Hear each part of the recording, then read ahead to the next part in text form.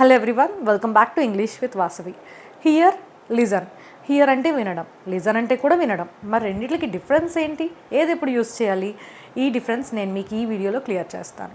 Before that I want you all to subscribe to my channel.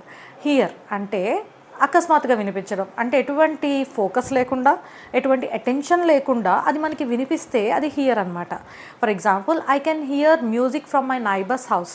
So అంటే అనుకోకుండా నాకు అది వినిపించింది, నేను పని పెట్టుకొని వినలేదు, కానీ నా నైబర్స్ హౌస్లోంచి నాకు మ్యూజిక్ వినిపించింది. Did you here that noise? నీకు ఆ శబ్దం వినిపించిందా? ఓకే, సో ఇక్కడ మనం హియర్ యూస్ చేస్తాం. మరి లిజన్ అంటే ఏంటి? Opposite of it. సో శ్రద్ధగా వినాలి, శ్రద్ధగా వినేటప్పుడు లిజన్ అనే వర్డ్ని యూస్ చేస్తాము. అంటే ఫర్ ఎగ్జాంపుల్, నా మాటల్ని శ్రద్ధగా వినండి అని చెప్పాలి, listen to me. So listen to me అని అంటాం, శ్రద్ధగా నా మాటలు వినండి అన్నట్టు. He is listening to a podcast అంటే అతడు ఒక పాడ్కాస్ట్ వింటున్నాడు. పాడ్కాస్ట్ జనరల్గా అటెన్షన్తో, ఇంట్రెస్ట్తో వింటున్నప్పుడు మనం లిజన్ అని చెప్పేసి అంటాం.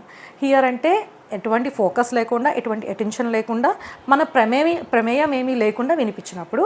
అలాగే లిజన్ అంటే శ్రద్ధగా ఫోకస్తో విన్నప్పుడు లిజన్ అనేది యూస్ చేస్తాం. I hope this video is clear. ఈ వీడియో మీకు ఇన్ఫర్మేటివ్గా అనిపిస్తే లైక్ చేయండి, షేర్ చేయండి. అలాగే మన ఛానల్ ఇప్పుడే సబ్స్క్రైబ్ చేసుకోండి. Thank you for watching. Have a good day.